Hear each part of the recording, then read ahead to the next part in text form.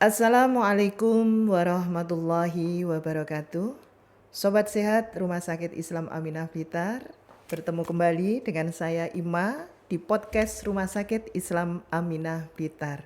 Hari ini kita akan mengambil tema JKN, Jaminan Kesehatan Nasional, dengan narasumber Kepala BPJS Kesehatan Kota Blitar. Sobat sehat Rumah Sakit Islam Aminah Blitar, sedikit saya menyampaikan ulasan. JKN, Jaminan Kesehatan Nasional, ini adalah sebuah jaminan kesehatan yang berlaku di seluruh Indonesia. Dalam kehidupan sehari-hari, kita sangatlah mengharapkan produktivitas yang tinggi. Produktivitas bisa kita dapatkan jika kita sehat. Tetapi dalam perjalanan kehidupan kita tidak pernah tahu apakah besok kita tetap sehat, ada apa dengan kesehatan kita. Dengan memiliki JKN, Jaminan Kesehatan Nasional, kita akan merasa sedikit lebih tenang. Jika dalam perjalanan kehidupan kita ini kita perlu merasakan atau menjalani perawatan kesehatan. Oke, Sobat Sehat Rumah Sakit Islam Aminah Blitar, kita sapa narasumber kita yang luar biasa pada kesempatan pagi hari ini. Assalamualaikum Bu Irma. Waalaikumsalam Bu Ima. Sehat Bu Irma? Alhamdulillah sehat. Alhamdulillah, artinya hari ini kita dipertemukan sama Allah dengan bisa berdialog singkat, karena kita nggak punya waktu yang banyak sama-sama. Kita bisa berbincang tentang JKN. Monggo Bu Irma bisa memperkenalkan diri kepada Sobat Sehat Rumah Sakit Islam Aminah Blitar. Oke. Assalamualaikum warahmatullahi wabarakatuh. Sobat Sehat RSI Aminah, perkenalkan dengan saya Irma Royka Yulvitasari. Saya selaku Kepala BPJS Kesehatan Kota Blitar. Alhamdulillah hari ini memang sudah terreschedule ya. Berapa kali ya Bu Ima ya? Dua apa tiga kali ya. Sebenarnya 1 bulan yang lalu ya untuk rencana jadwal podcast ini, cuman karena mungkin sama-sama ada agenda yang kadang mendadak sehingga alhamdulillah bisa hari ini kita bertemu untuk membicarakan masalah program JKN. Terima kasih loh Bu Irma sudah menyempatkan. Kami tahu persis pastinya Bu Irma selaku Kepala BPJS Kesehatan Kota Blitar, mobilingnya juga tinggi. Alhamdulillah. Karena harus melihat ke sana, melihat ke sini. Betul. Kita 30 menit ke depan kita bisa berbincang ya untuk ini. Siap. Baik Bu Irma, mungkin banyak hal yang ingin diketahui oleh Sobat Sehat Rumah Sakit Islam Aminah Blitar tentang layanan atau apapun sekitar alur, apakah bagaimana penggunaan JKN itu. Mungkin saya akan menanyakan beberapa hal. Pertama, jenis layanan kesehatan yang bisa diakses untuk JKN ini apa saja Bu Irma? Oke, ini pertanyaan yang selalu ketika kita sosialisasi itu mesti ditanyakan. Jadi begini Bu Ima, kami BPJS Kesehatan ini kan badan penjamin. Sebenarnya itu menjamin seluruh penyakit ya. Asalkan itu atas indikasi medis dan sesuai dengan alur prosedur. Nah, di dalam Perpres 82 tahun 2018 itu sudah dijelaskan secara detail. Jadi layanan kami ada yang di tingkat pertama, yakni itu meliputi promotif preventif, pemeriksaan, pengobatan dan konsultasi medis, tindakan medis non spesialistik.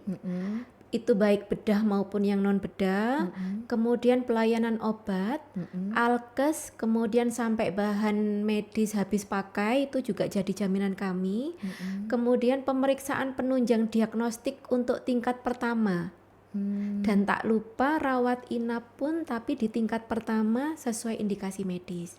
Itu yang tingkat pertama. Kemudian untuk yang vaskes tingkat lanjutan ini di rumah sakit biasanya itu. Berarti kalau tingkat pertama tadi itu seperti di puskesmas, atau di klinik, atau di PP. praktek Ya, mandiri dokter praktek, gitu ya. gitu. Kalau di vaskes tingkat lanjutan itu hampir sama Bima, cuman memang yang pertama pemeriksaan pengobatan dan konsultasi medis dasar. Kemudian pemeriksaan pengobatan dan konsultasi spesialistik. Ya, ini yang menjadi pembeda. Kemudian tindakan medisnya pun juga spesialistik, baik bedah maupun non bedah sesuai indikasi medis. Kemudian pelayanan obat, alkes, bahan medis habis pakai sampai dengan penunjang diagnostik lanjutan sesuai indikasi medis. Kemudian ada juga yang rehab medis sampai dengan pelayanan darah, juga pelayanan inap, rawat inap baik itu intensif ataupun yang non intensif. Jadi menyeluruh semuanya.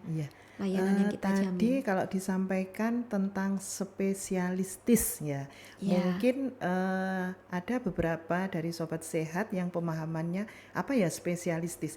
Apakah itu maksudnya kalau di rumah sakit berarti yang menangani harus dokter spesialis begitu? Betul. Oh iya. Justru wajib untuk di rumah sakit ini mereka dilayani oleh dokter spesialistik. Gitu. Kalau dokter yang umum harusnya di vaskes tingkat pertama, gitu.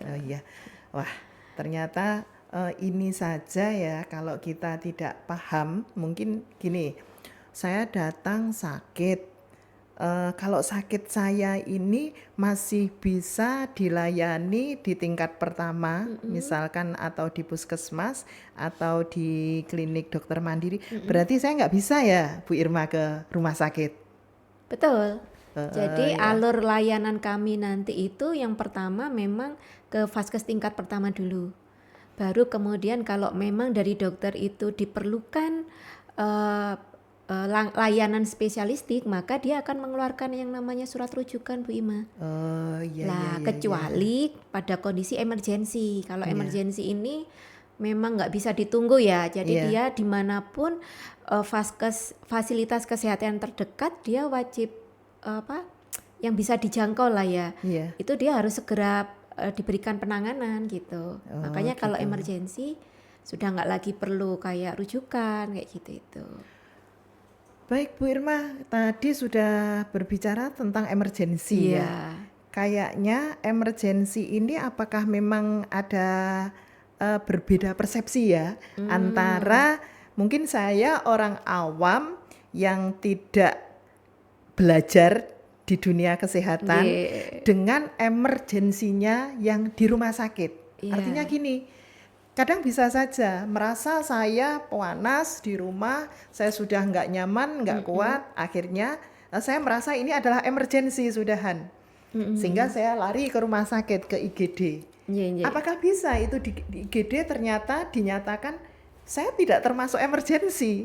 Bisa jadi. Jadi gini Bu Ima, pengertian emergensi menurut penjaminan BPJS Kesehatan itu kan berdasarkan peraturan Menteri Kesehatan nih.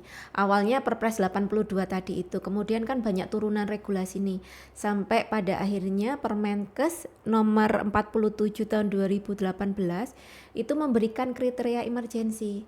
Jadi baik rumah sakit ataupun kami, dasar pelaksanaan penjaminan itu mengacu pada aturan-aturan itu gitu. Gitu. Kalau kita yang dari masyarakat awam, kira-kira yang dikatakan emergensi menurut jaminan kesehatan ini yang seperti apa Bu Irma? Memang di aturan Permenkesnya itu memang kan terinci ya, emergensinya itu seperti apa. Ini yang pertama itu kalau dia mengancam nyawa, kemudian membahayakan diri dan orang lain atau lingkungan. Kemudian ada juga karena mungkin gangguan pada jalan nafas, pernafasan ataupun sirkulasi, jadi kayak semacam yang stroke kayak gitu ya Bu Ima ya. Berarti orang sesak juga sesak itu kan ada hambatan makep begitu hambatan di jalan nafas. Kemudian sampai penurunan kesadaran. Kemudian juga gangguan hemodinamik ini seperti yang shock kayak seperti itu. Kemudian jenis layanan lain yang memang memerlukan tindakan segera. Contoh mungkin kecelakaan lalu lintas, ada perdarahan, ini kan harus segera ditangani. Nggak mungkin kan dia harus nyari, oh FKTP saya tingkat pertama saya di jalan ini nih, enggak. Jadi yang mana yang terdekat? Kalau yang berarti terdekat, termasuk pingsan itu juga betul, tidak sadar itu bisa masuk emergensi masuk emergensi. Gitu. Jadi memang sudah kriteria di aturan Permenkes ini sampun jelas gitu. Mungkin orang awam mungkin taunya kalau anaknya, contoh ya, saya sendiri pun juga kadang panas, anak panas itu kadang kan udah khawatir banget sudah kita, panik gitu kan. Ternyata belum tentu itu sebagai faktor emergensi karena kan masih bisa dilakukan pengobatan sendiri di rumah. Obat penurun panas, kemudian kita pantau masih bisa, kemudian masih kita bawa ke tingkat pertama gitu. Bu Irma, luar biasa ini tadi hal satu itu saja. Ternyata sudah terbuka banyak. Artinya kita tidak mudah ya untuk menyatakan oh ini ternyata saya sudah emergensi. Betul. Yang butuh pelayanan cepat di IGD. Tetapi bisa jadi saat memang menurut kita itu emergensi, tetapi sesuai dengan standar yang di JKN ternyata tidak masuk kualifikasinya, kita bisa bukan emergensi. Dan berarti kalau bukan emergensi, itu di rumah sakit di IGD-nya kan tidak berlaku untuk penggunaan kartu JKN-nya ini. Benar. Berarti masuk ke pembayaran umum berarti ya Bu Irma ya. Bisa dikatakan nanti itu layanannya dialihkan ke Poli Bu Ima. Oh gitu. Jadi kalau sudah dari IGD, jadi gini, ada pengertian emergensi itu kan lah ketika malam hari nih. Itu sebenarnya itu untuk penanganan keluhannya itu bisa dilakukan di UGD, tetapi kemudian dia diwajibkan untuk kembali ke vaskes tingkat pertamanya. Toh biasanya malam hari kan besok paginya kan sudah buka gitu. Jadi misal panas, ada kemungkinan dia nggak punya obat panas nih, apotek mungkin tutup, nah itu bisa diberikan itu gitu sebenarnya. Tanpa si pemilik JKN ini dimintai untuk membayar ya. Sebenarnya gini prinsipnya kan kembali ke ini kombinasi aturan gitu Ima ya. Ada aturan penjaminannya BPJS Kesehatan dan juga ada aturan terkait ke rumah sakitan. Nah ini berarti tergantung bagaimana juga rumah sakit membuat sebuah kebijakan. Betul. Begitu maksudnya. Dengan mengacu regulasinya tentang rumah sakit. Salah satunya yang pernah saya lihat itu memang rumah sakit harus memberikan layanan di situ. Nah, untuk penjaminannya itu diatur tersendiri melalui program JKN ini gitu. Terima kasih. Terus ini Bu Irma, bagaimana pembatasan di dalam penggunaan JKN ini untuk penderita penyakit-penyakit kronis? Misalkan hipertensi, kemudian diabetes, apakah ada pembatasan bagi penderita ini? Sebenarnya kalau kita tidak pernah mengenal yang namanya pembatasan. Layanan kami kan sampun jelas tadi ya, seluruh terbagi menjadi tingkat pertama sama tingkat lanjutan. Nah, untuk khususnya penyakit kronis Bu Ima yang biasanya kan panjang nih ya, tetap kita jamin bahkan istilahnya kalau di kita kan penyakit katastropik. Pernah mendengar ini ya? Jadi penyakit katastropik di sini penyakit yang sampai memerlukan biaya yang mahal, karena besar, keberlanjutannya itu pun menjadi jaminan kita. Gitu. Bahkan untuk yang khusus penyakit kronis itu kita punya yang namanya program rujuk balik Bu Ima. Jadi rujuk balik itu jika di rumah sakit lanjutan, misalkan dari puskesmas dirujuk ke RSI Aminah, di RSI Aminah sudah dilakukan tindakan dan sudah stabil bagus, dirujuk kembali ke puskesmasnya.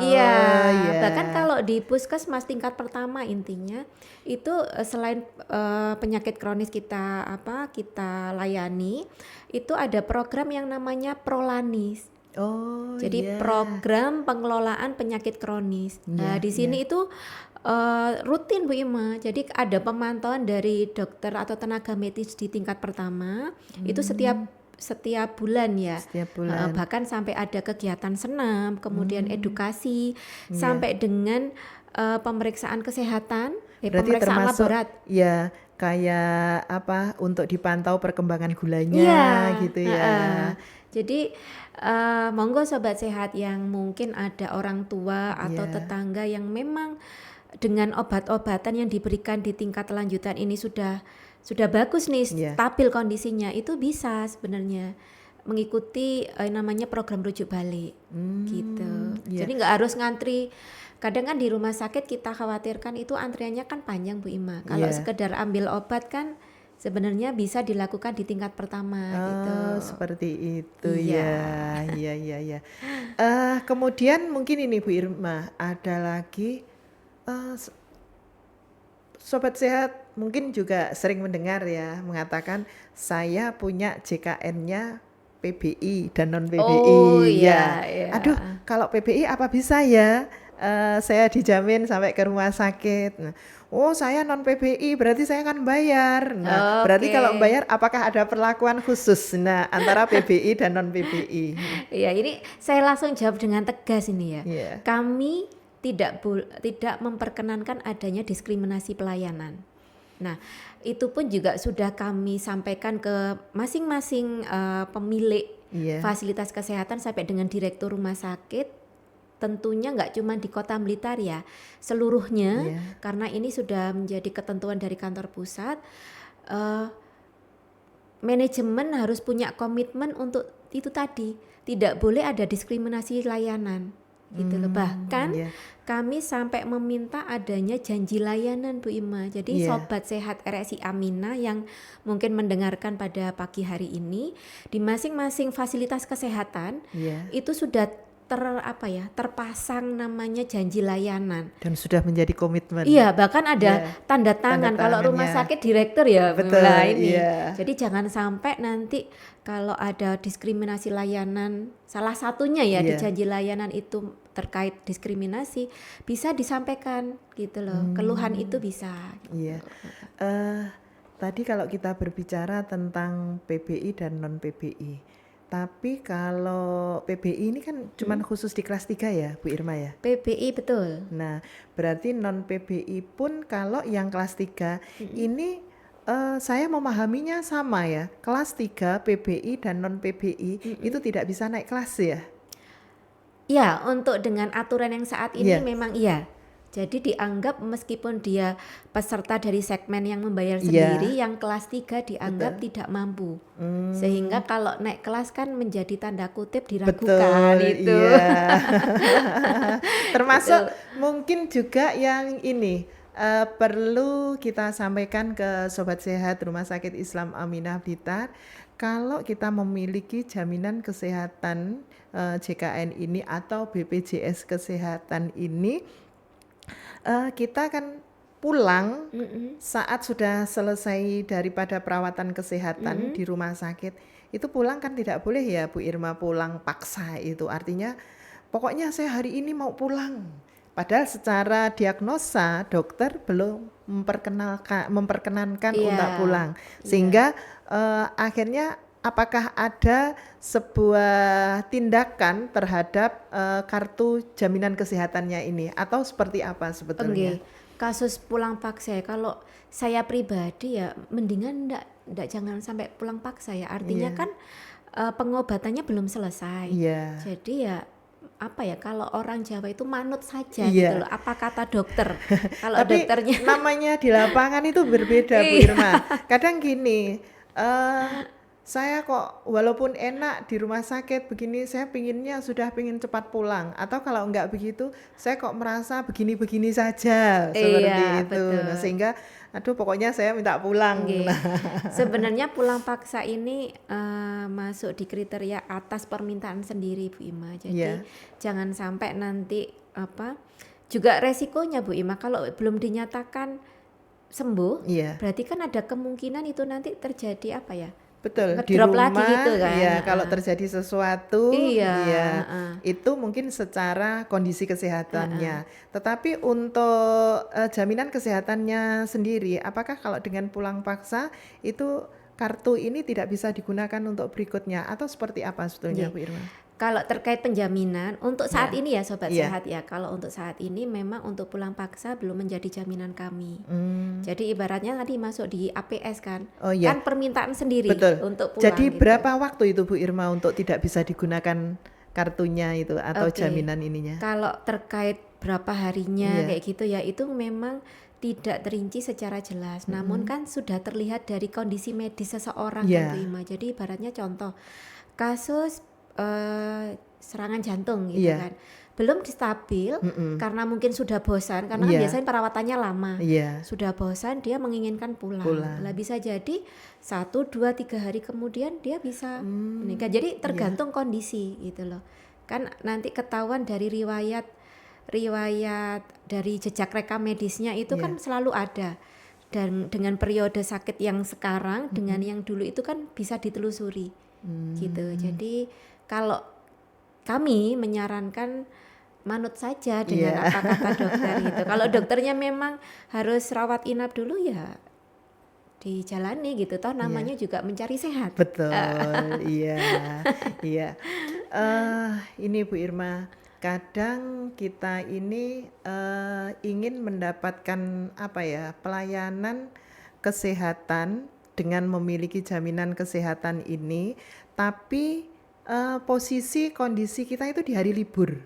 Oke. Jadi gini, misalnya hari Ahad ternyata kita merasa tidak enak dengan tubuh kita. Sedangkan kalau tadi disampaikan ke IGD itu sifatnya emergensi. Tapi sebetulnya ya enggak emergensi, tapi memang butuh untuk apa ya, mendapatkan perawatan kesehatan karena saya merasa memiliki JKN ini, sehingga di hari libur pun ya saya harus bisa menggunakan, wong saya bayar kok. Nah, ini seperti gimana ini Bu Irma kalau seperti ini? Jadi gini Bu Irma, nah pada dasarnya kan saya harus ke Vaskes 1 dulu. Iya. Vaskes 1-nya nggak ada libur. Nah, ya inilah karena kan program JKN ini kan jumlah pesertanya kan banyak sekali. Iya.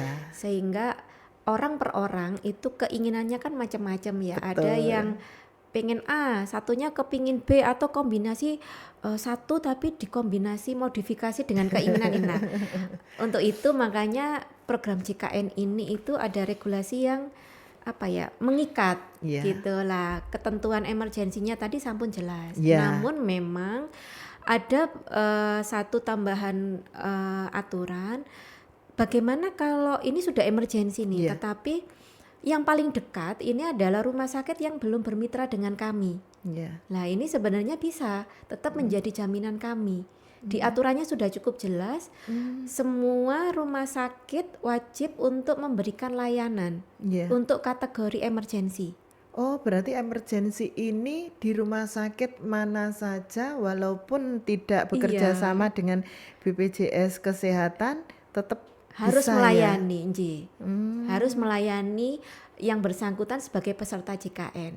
Itu salah satu aturan yang tertuang di aturan Perpesnya. Jadi kalau seperti itu klaimnya bagaimana Bu Irma? Nanti rumah sakitnya Bu Irma. Oh, tetap ya, walaupun sudah diatur, tapi hanya kondisi emergensinya. Hanya emergensi dan betul-betul di IGD itu dinyatakan ya memang memenuhi emergensinya tadi. Sesuai kriteria yang tadi saya jelaskan di awal tadi itu. Tapi jika tidak emergensi, artinya tadi persepsi yang berbeda.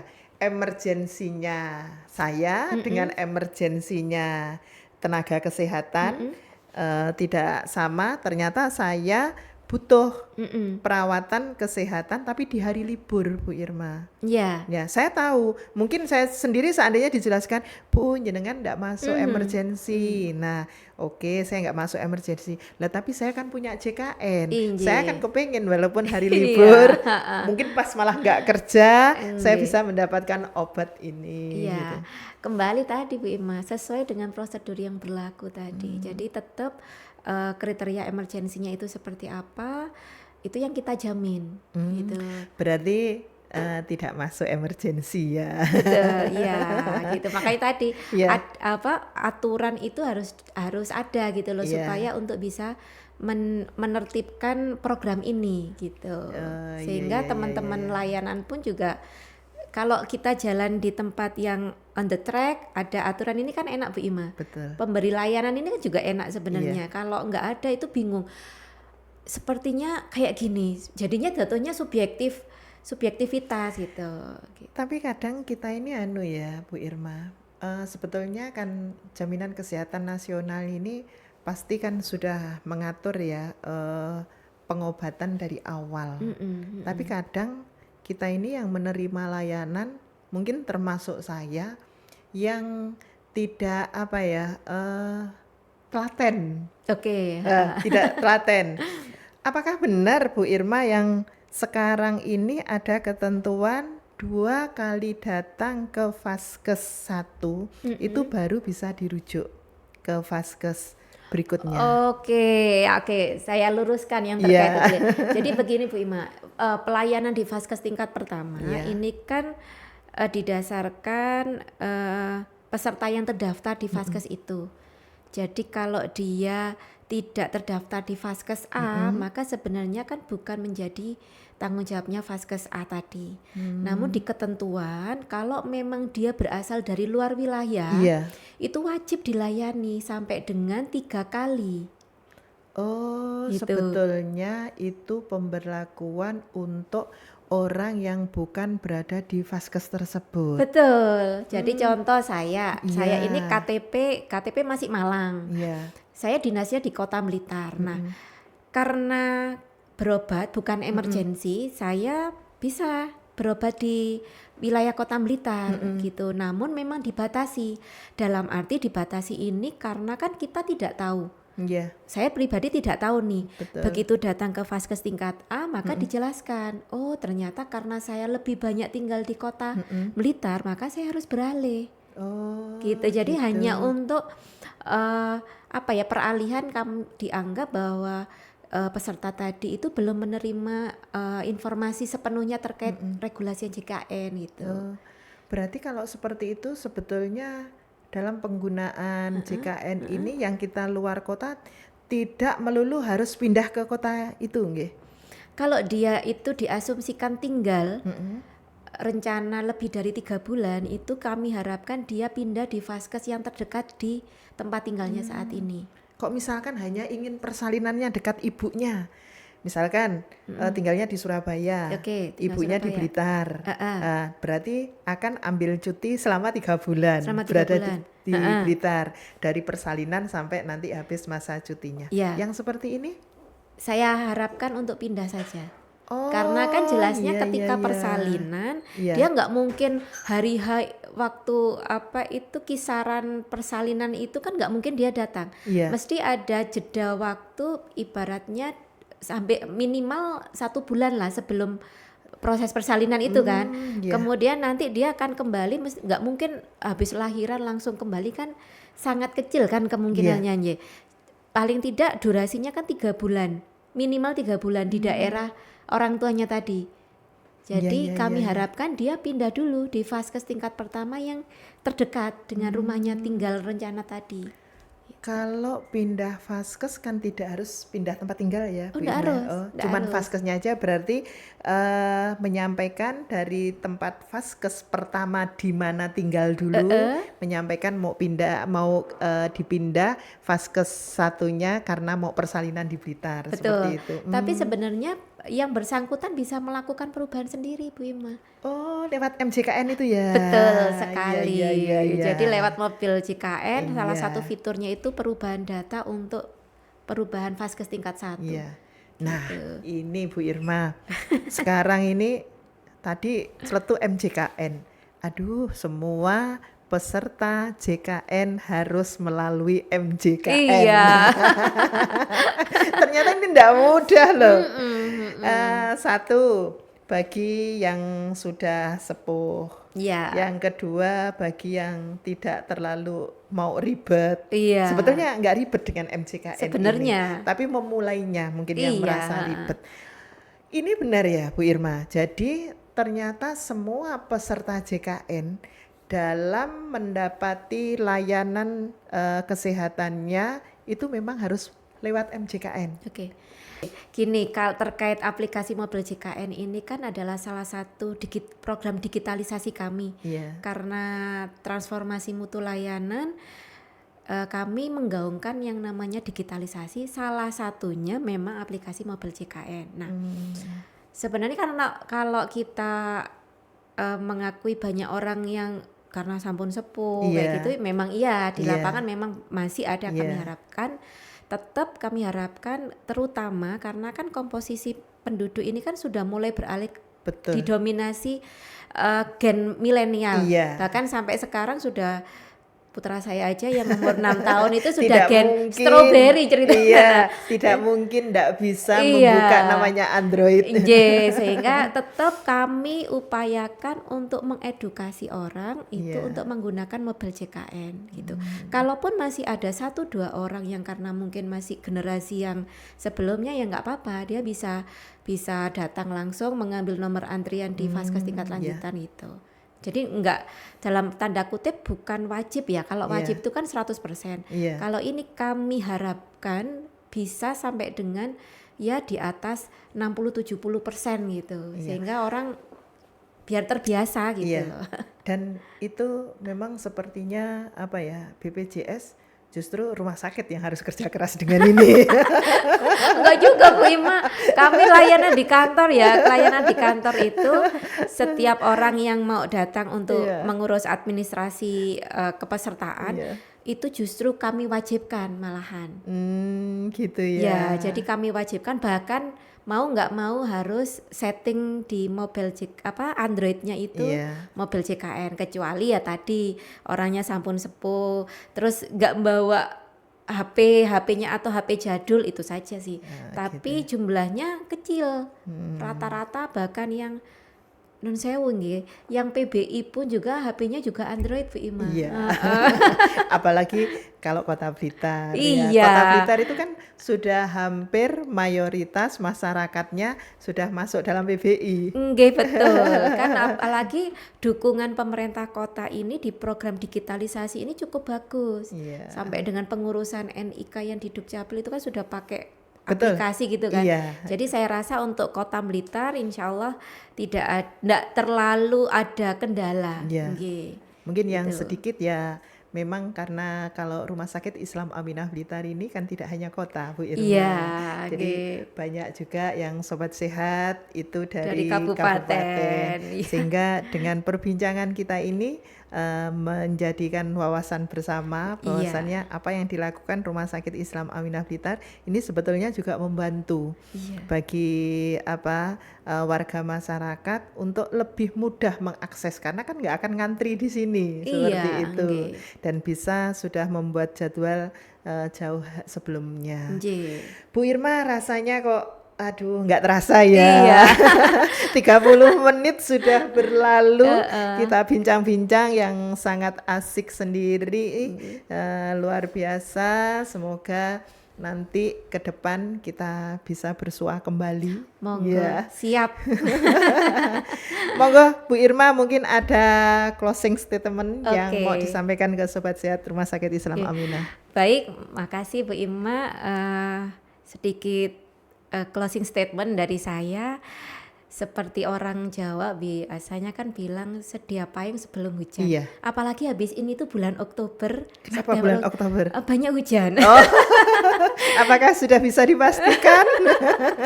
Jadi kalau bisa segera daftarkan diri Anda beserta keluarga ke program jaminan kesehatan nasional. Dan kemudian untuk mendukung proses digitalisasi kami, karena tujuannya supaya peserta JKN mendapatkan layanan yang mudah, cepat, dan setara. Seperti itu. Terima kasih. Sama-sama. Sobat Sehat Rumah Sakit Islam Aminah Blitar, demikian tadi kita dialog bersama Kepala BPJS Kesehatan Kota Blitar. Jangan lupa Sobat Sehat Rumah Sakit Islam Aminah Blitar, Rumah Sakit Islam Aminah itu adalah rumah sakit yang melayani umum. Jadi di Rumah Sakit Islam Aminah Blitar itu ada poli anak, poli kandungan, poli paru, poli mata, poli jantung, THT, gigi, tumbuh kembang, poli kulit dan kelamin, poli saraf, poli dalam, ortopedi, bedah, rehab medis, gizi, dan KIA. Dan juga Sobat Sehat Rumah Sakit Islam Aminah Blitar, di Rumah Sakit Islam Aminah Blitar sudah ada EEG. Silahkan yang mempercayakan pelayanan kesehatan bersama Rumah Sakit Islam Aminah Blitar. Terima kasih.